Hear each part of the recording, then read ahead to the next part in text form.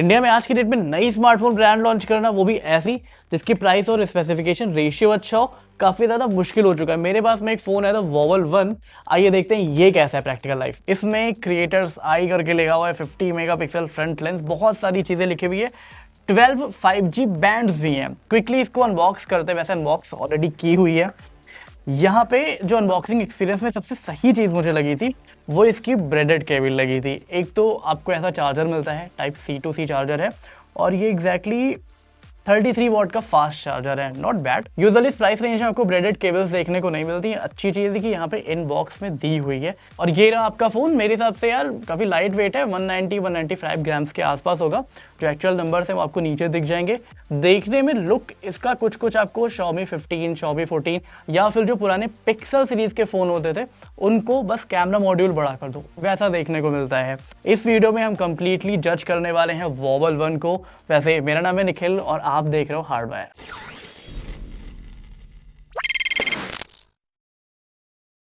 सबसे पहले शुरू करते हैं डिज़ाइन से। डिज़ाइन में जो 3-4 चीज़ें मुझे अच्छी लगी है वो ये है। पहली 3.5 mm जैक मिल जाता है, मतलब आपको एक्सपेंसिव माइक में इन्वेस्ट करने की जरूरत नहीं है। And trust me, after so long time मैं किसी स्मार्टफोन में 3.5 mm जैक देख रहा हूँ। एज अ क्रिएटर ये चीज़ें काफ़ी ज़्यादा इंपॉर्टेंट है। दूसरा जो ध्यान यहाँ पे वोबल ने रखा है, यहाँ पे SD कार्ड स्लॉट दिया है। अब आपको एक्सपेंसिव SSD खरीदने की जरूरत नहीं है।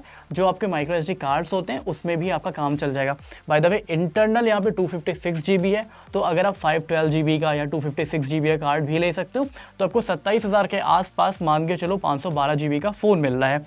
थर्ड पॉइंट, फ़ोन काफ़ी ज़्यादा लाइट वेट है। अगर आप हाथ में होल्ड करके व्लॉग्स वगैरह शूट करना चाहते हो वो शूट कर सकते हो। थिकनेस काफ़ी कम है, केवल 7.8 mm के आसपास है। फोर्थ पॉइंट सबसे इंपॉर्टेंट, बैक साइड में आपको फ्रॉस्टेड ग्लास फिनिशिंग मिलती है। फिंगरप्रिंट ये बिल्कुल भी कैच नहीं करता। इनफैक्ट अगर आप कैमरा लेआउट भी देखोगे तो वो भी काफ़ी मिनिमल सा दिया हुआ है। ऐसा नहीं कि बैक को पूरी तरीके से ओवर पावर कर रहा है। अब क्योंकि ये क्रिएटर सेंट्रिक फ़ोन है तो यहाँ पे सबसे इंपॉर्टेंट फीचर ही इनका कैमरा है, रियर और फ्रंट दोनों में। रियर में आपको 3 कैमरे मिल रहे हैं।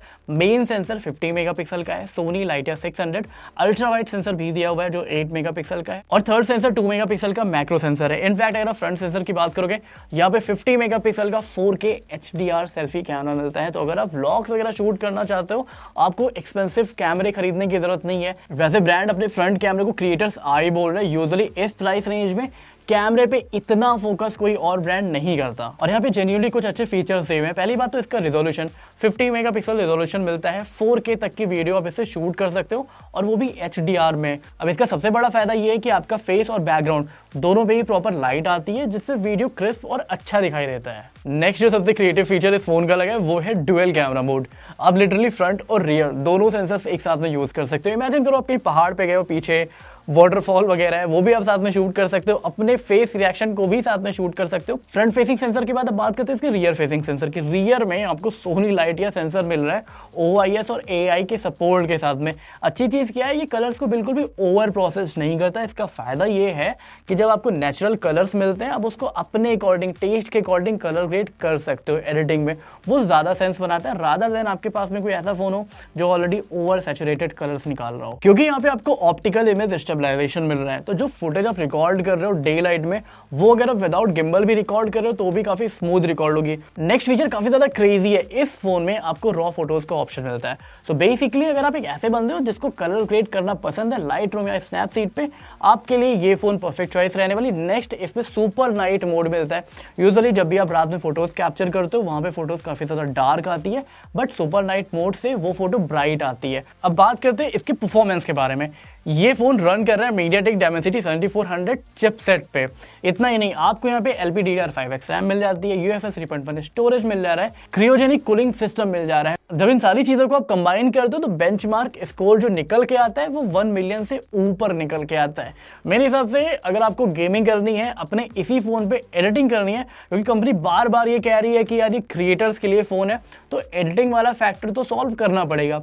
आप VN से, काइनमास्टर से या फिर कोई सिक्योर एप्लीकेशन हो जिस पे आप वीडियो एडिट करते हो, इजीली 4K रेजोल्यूशन तक की वीडियो इस पे एडिट कर सकते हो। अभी मल्टीटास्किंग को और ज्यादा बेटर बनाने के लिए यहाँ पे आपको वर्चुअल रैम का ऑप्शन भी मिलता है। फ्रंट साइड में जो डिस्प्ले आप देख रहे हो ये 120 हर्ट्ज का एमोलेड पैनल है, 240 हर्ट्ज का टच सैम्पलिंग रेट को सपोर्ट करता है और एट द सेम टाइम यहाँ पे आपको डॉल्बी विजन का सपोर्ट भी मिल जा रहा है। तो अगर आप गेमिंग के पर्पज से फ़ोन ले रहे हो, एंटरटेनमेंट के पर्पज से फ़ोन ले रहे हो या फिर एडिटिंग के पर्पज से फ़ोन ले रहे हो, तीनों ही टाइप के यूज़र को ये फ़ोन सेटिस्फाई करने वाला है डिस्प्ले से। एंड नॉट ओनली डिस्प्ले, इसका ऑडियो क्वालिटी भी काफ़ी अच्छा है क्योंकि यहाँ पे डुअल स्टीरियो स्पीकर्स मिलते हैं जिसको आप 200% तक बूस्ट कर सकते हो और यहाँ पे डॉल्बी एटमॉस का सपोर्ट भी है। बाकी बात करते हैं इस फोन के एआई फीचर्स के बारे में। थैंकफुली ये ओवर हाइप्ड नहीं है और जितने भी एआई फीचर्स हैं, चाहे वो सर्कल टू सर्च हो, स्मार्ट ट्रांसलेशन हो, स्मार्ट कॉल समरी हो या फिर स्मार्ट इरेज हो, ये जितने भी हैं वो सारे रियल टाइम में अच्छा काम करते हैं। क्लाउड, जेमिनी, परप्लेक्सिटी जैसे एआई एजेंट स्मूथली रन करते हैं। उसके बाद बात करते हैं कि नया ब्रांड है तो क्या आपको लेना चाहिए या फिर इग्नोर कर देना चाहिए। पहली बात तो ये कि जब तक कोई नया ब्रांड लॉन्च नहीं होता हमें लगता है मार्केट में कंपटीशन होना चाहिए, और जब कंपटीशन आ जाता है तो हमारा पहला क्वेश्चन यही होता है कि यार आफ्टर सेल सर्विस कैसी रहेगी। पहली बात तो ये है कि आफ्टर सेल सर्विस से पहले यहाँ पे इसके ड्यूरेबिलिटी स्टैंडर्ड्स को देख लेते हैं और यहाँ पे भी वोबल ने काफी स्ट्रॉन्ग क्लेम्स किए हैं, जैसे IP64 की rating, military spec testing, durability test cycles multiple times चलाई है, 5 ईयर्स का एंड्रॉइड अपडेट दे रही है, सिक्योरिटी अपडेट भी आपको मिल रहा है। एंड्रॉइड 16 ब्रांड ने कंफर्म कर दिया है। सबसे बड़ी चीज क्या है, आपको 2 साल की वारंटी मिल रही है, 1+1 ईयर की। अब फोन में सारी चीजें हो या ना हो, बैटरी इंपॉर्टेंट होनी जरूरी है। यहाँ पे आपको 5000 mAh की बैटरी मिल जाती है, 33 वॉट का चार्जिंग सपोर्ट है। कहने का मतलब ये है कि आप इसको इजीली 1 दिन तक यूज कर सकते हो, फुल वर्किंग डे चल जाएगा अगर आप हैवी यूजर हो तो भी। अब बात करते हैं फाइनल वर्डिक्ट की, क्या आपको इस फोन में इन्वेस्ट करना चाहिए या फिर नहीं। पहली बात तो अगर आपको अराउंड 25,000 का ये फोन कॉस्ट कर रहा है, आपको बाई कर लेना चाहिए। अगर आप एक क्रिएटर्स के पॉइंट ऑफ व्यू से सोच रहे हो, एक ऐसा फ़ोन चाहिए जिसमें आपको अच्छा प्रोसेसर मिले, 3.5 mm का जैक मिले, कंप्लीटली क्रिएटर्स गैजेट आप इस पर यूज़ कर सको, और सबसे इंपॉर्टेंट पॉइंट 1+1 ईयर की वारंटी मिल रही है, तो कॉन्फिडेंस के साथ में चीज़ें बाई कर सकते हो। इंडियन ब्रांड है, फ्यूचर में कुछ हुआ आप क्लेम कर लोगे। इस वीडियो के लिए फिलहाल इतने रखते हैं, मिलते हैं नेक्स्ट वीडियो में। बाकी आपके पास जितने भी क्वेरीज होंगे कॉमेंट सेक्शन में पूछ सकते हो।